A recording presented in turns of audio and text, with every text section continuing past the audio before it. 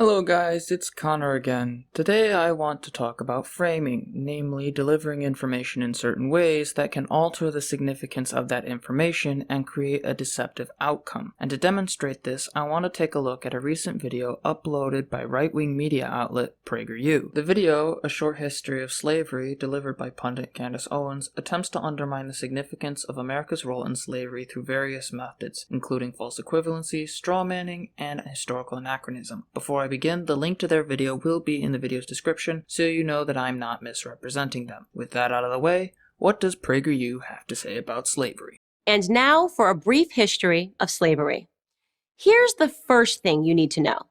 Slavery was not invented by white people. It did not start in 1619 when the first slaves came to Jamestown. It existed before then. Well, that didn't take long. Right off the bat, there's a few points of clarification that need to be made. When discussing any historical phenomenon, it is important to define and clarify what exactly is being analyzed. In this case, Owens fails to do this, and in doing so, creates a problem with framing again. She does not attempt to clearly distinguish between the different types of slavery that existed throughout history, and in doing so, creates a false equivalence between historical events. Then there's the issue of her beginning position. For someone to say white people didn't create slavery, they'd have to prove that someone is making that claim in the first place. Otherwise, you're arguing against something that doesn't exist. Owens focuses on a made-up position that nobody has made, which allows her to compare American slavery to other forms of bondage throughout the video despite their clear differences. It's a clear straw man. From the beginning, Owens has poisoned the well by refusing to contextualize slavery within human history.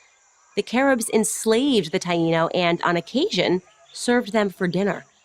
Though not directly related to slavery, the claim that the Caribs, a people that rivaled the Taino, were cannibals is a disgusting and dishonest approach to handling such a sensitive topic as slavery. It allows Prager to pretend that Columbus happened upon a barbaric people who engaged in immoral behavior. But like most misrepresentations of history, it's completely unfounded. For one, PragerU's source list, which you can find on their website, fails to support its claims that the Caribs were engaging in cannibalism, as their link is broken. Additionally, the claim that the Caribs themselves were cannibals comes from Columbus and later European explorers, who had a vested interest in claiming that these people were intrinsically more violent to justify enslaving the indigenous peoples. There is a study that claims that the Caribs did invade the area, but that has come under intense scrutiny from other scholars for its flawed methods and an attempt to justify claims by Columbus. There's also the problem of Owens actively misrepresenting how slavery worked. What was practiced in the Caribbean and America was a particular form of slavery known as chattel slavery. Unlike most forms of slavery,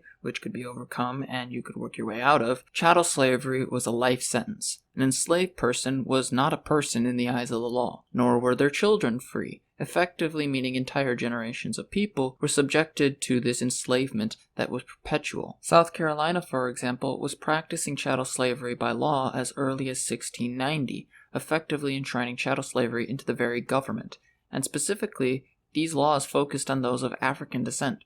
They restricted the movement of enslaved people and spelled out intense punishments for those who tried to flee. However, the widespread effects of slavery would not gain traction until 5 years later in South Carolina. In 1696, South Carolina's Assembly further made this point when they defined slaves as black, biracial, and indigenous people. In other words, slavery in the United States was unique, and to treat it like other forms of enslavement serves only to benefit those who wish to turn a blind eye to the significance of the dark elements of American history. Here's the second thing you need to know. White people were the first to formally put an end to slavery. In 1833, Britain was the first country in the history of the world to pass a Slavery Abolition Act. They were quickly followed by France, who in 1848 abolished slavery in her many colonies. Then, of course, came the 13th Amendment in the United States Constitution.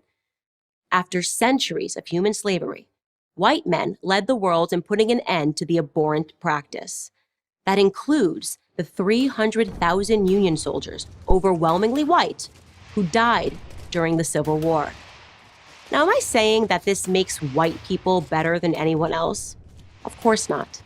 My purpose here is to simply tell the truth, and the truth is that human history is complicated. This is a non-argument for a variety of reasons. Aside from erasing the experience of black abolitionists such as Frederick Douglass and Sojourner Truth, it also inaccurately portrays the abolition of slavery by the British Empire as if it was solely a moral decision, and that said abolition was complete.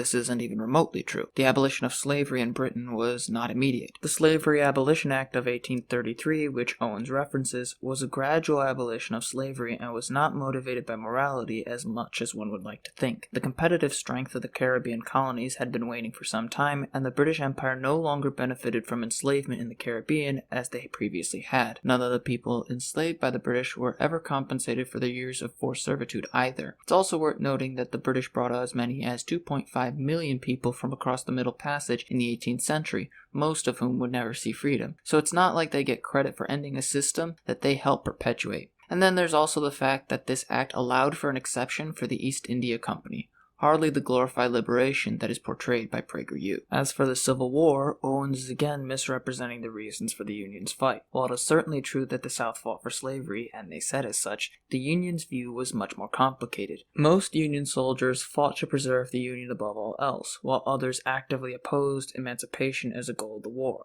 The most famous example of this is the draft riot of 1863, in which poor white Americans, many of them Irish immigrants, rioted over the enactment of a draft. They burned several major buildings, destroyed abolitionist businesses, and attacked freed black men and women in the streets. In one instance, they burned down an orphanage for black children to the ground. But more than that, portraying the Civil War as white people freeing black people erases the experiences of black soldiers who fought for their freedom and took it under harsher conditions, such as the 54th Massachusetts, who famously fought tooth and nail at Fort Wagner despite severe casualties. It also ignores the numerous other regiments who fought to free themselves and families. It's also worth noting that they were paid less to fight, which did not go without objection. Pointing to historical moments where slavery also existed does not advance our understanding of history beyond basic whataboutism. America wasn't the only one partaking in it, nor were we the largest country involved, but that was never the point.